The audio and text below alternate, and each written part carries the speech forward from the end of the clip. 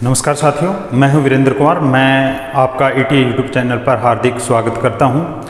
आज का विषय जो रहेगा हमारा वो है भी किसी भी उपग्रह को अगर पृथ्वी से बाहर भेजना है तो उसके लिए कक्षीय वेग कितना होगा।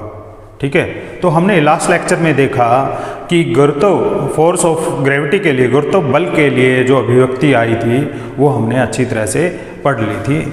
आइए उसको एक बार हम रिवाइज कर लेते हैं। तो पृथ्वी और किसी अन्य वस्तु के मध्य लगने वाला बल को हम क्या कहते हैं? गुरुत्व बल कहते हैं। ये एक्सप्रेशन हमने लास्ट लेक्चर में अच्छी तरह से कर लिया था कि भाई इसकी वैल्यू जो है कैसे निकाली थी। ठीक है, और जिसकी वैल्यू क्या आई थी 9.81 मीटर पर सेकंड स्क्वायर। तो आज आपने देखा होगा कि हम जैसे खेलते हैं, गेंद को फेंकते हैं तो वो वापस ज़मीन पे गिर जाती है। फिर हम और ज़्यादा ज़ोर से गेंद को फेंकते हैं और फिर अगेन वो थोड़ी दूरी जाने के बाद फिर वापस जो है पृथ्वी पे वापस आ जाती है। जैसे ये हमारी अर्थ है, ठीक है, तो हम यहाँ पे खड़े हैं, बहुत छोटे हैं इसके कंपैरिजन में। हमने कोई गेंद फेंकी, यहाँ पे गिर गई, फिर ऐसे गेंद फेंकी, वो यहाँ पे गिर गई, फिर एक गेंद ऐसे फेंकी और इतना जोर से फेंकी कि वो दोबारा पृथ्वी पे नहीं आ सकी और पृथ्वी के चारों ओर चक्कर लगाने लगी। जो पृथ्वी के चारों ओर चक्कर लगाते हैं हम उसे क्या कहते हैं? उपग्रह कहते हैं। क्या कहते हैं? उपग्रह। उपग्रह। हमें पता है कि जो भारी चीज के चारों ओर हल्की चीज क्या लगाती है? चक्कर लगाती है। यही प्रकृति का नियम है। तो ये डेली लाइफ में भी हम देख सकते हैं, भाई जिसके पास ज़्यादा पैसे होते हैं उसके पीछे पीछे सारे लोग जो है लगे रहते हैं। ठीक है, ऐसे ही जो बड़ा साइज है, जिसका भार जो है ज़्यादा है, मास जो ज़्यादा है, 37 जो ज़्यादा है, उसके चारों ओर जो है छोटी हल्की चीज़ें चक्कर लगाती हैं, जिसको हम उसका उपग्रह बोलते हैं। तो आज हमने देखना है कि ऐसा कितना वेग हो जिसको हम की वस्तु पर लगाएं और वो वस्तु कभी वापस पृथ्वी पे ना आ सके, उसको बोलते हैं हम कक्षीय वेग। क्या बोलते हैं? कक्षीय वेग। कक्षीय वेग वह न्यूनतम बल जो कि वस्तु पर धरातल के अकॉर्डिंग लगाया जाए, ऐसे लगाया जाए भाई जिसके लगने के बाद जो वस्तु है पृथ्वी पे वापस ना आए और पृथ्वी के चारों ओर चक्कर लगाने शुरू कर दे। ठीक है, तो ये देखा हमने कक्षीय वेग वह न्यूनतम वेग जो कि किसी उपग्रह पर धरातलीय लगाया जाए जिससे कि वो वस्तु पृथ्वी पर वापस ना आ सके और पृथ्वी के चारों ओर चक्कर लगाना शुरू कर दे।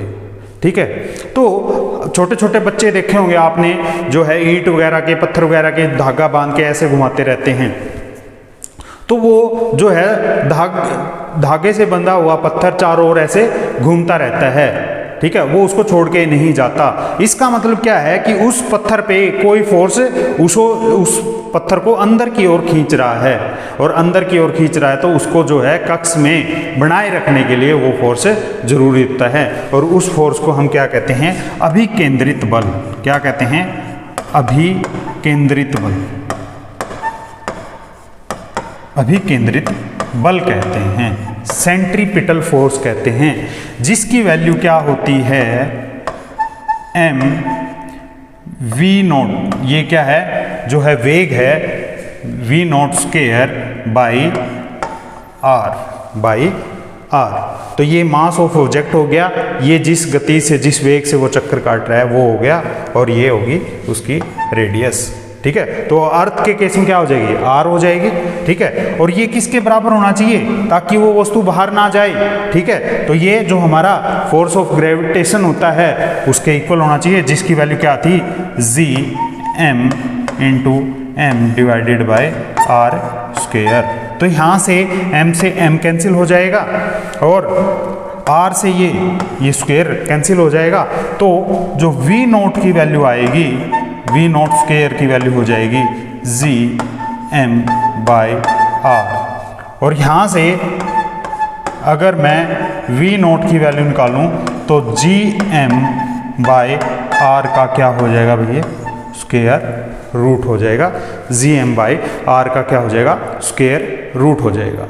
तो ये हमारा एक कक्षीय वेग आ गया कि भी इस वेग से अगर हम किसी भी वस्तु को फेंके तो वो वस्तु कभी पृथ्वी पे वापस नहीं आएगी। तो चलिए इसको और एक्सप्रेशन देख लेते हैं क्या है। अब हमने देखा जो g है, g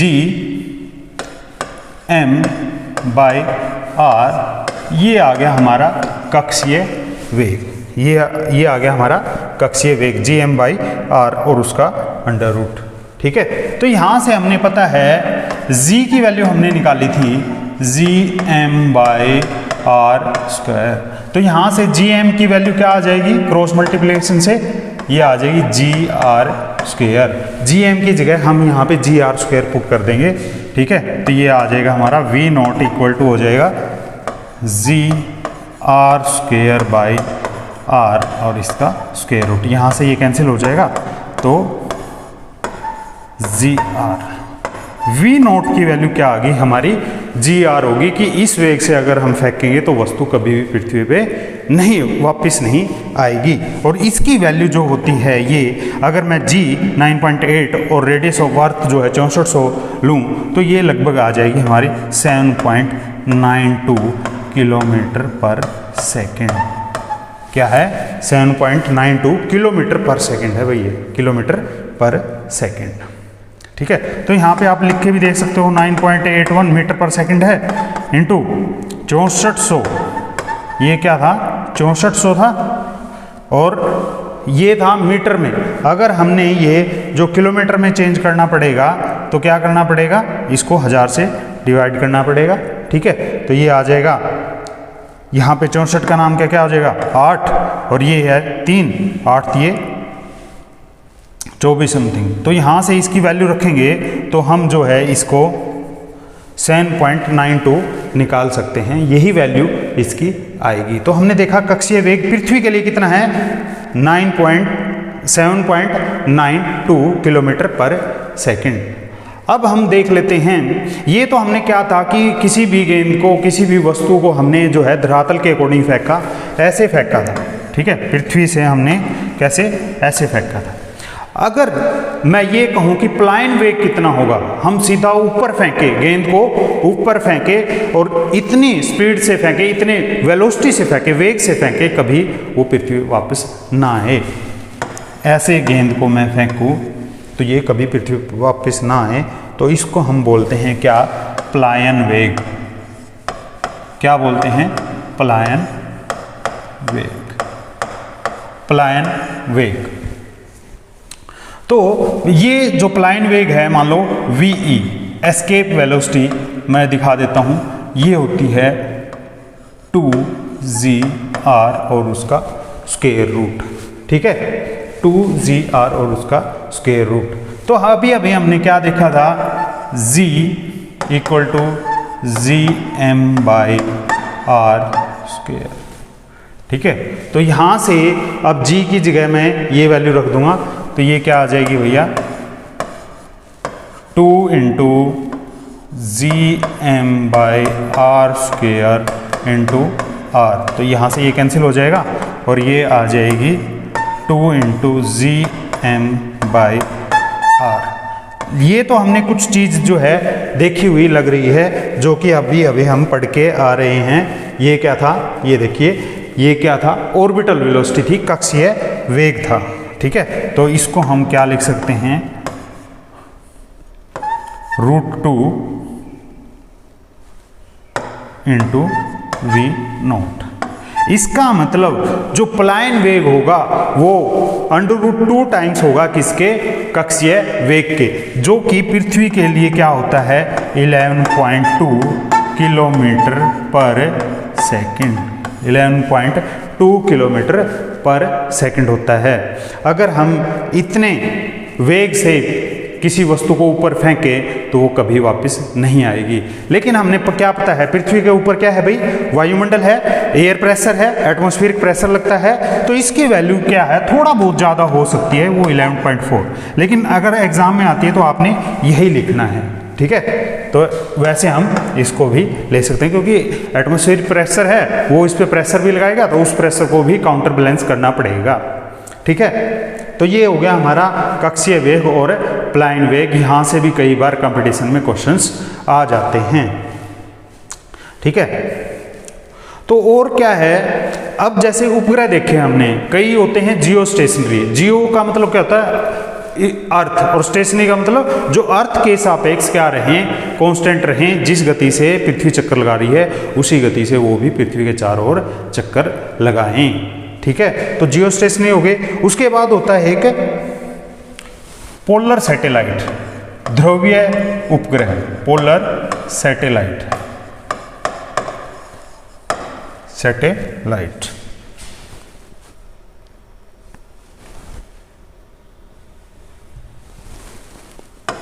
सैटेलाइट, ठीक है। ये ऐसा नाम से ही पता चल रहा है, ये देख लेते हैं एक बार कैसे पोलर है। ये मतलब ऐसे चक्कर लगाता है भाई, ठीक है, जो पोल की तरफ ऐसे इस पोल से चलेगा और यहाँ ऐसे चक्कर लगाएगा, ठीक है। तो ऐसे चक्कर लगाएगा और पृथ्वी कहाँ से कहाँ घूम रही है, ये नॉर्थ है, ये साउथ है, पृथ्वी कहाँ से वेस्ट टू ईस्ट रिवॉल्व कर रही है। इसका मतलब ये अकेला ग्रह ही पूरी पृथ्वी के ओर जो पूरी पृथ्वी की जानकारी कलेक्ट कर सकता है। इसी वजह से ये काफ़ी इंपॉर्टेंट होता है, पोलर सैटेलाइट पूरी पृथ्वी को जो है कवर कर सकता है।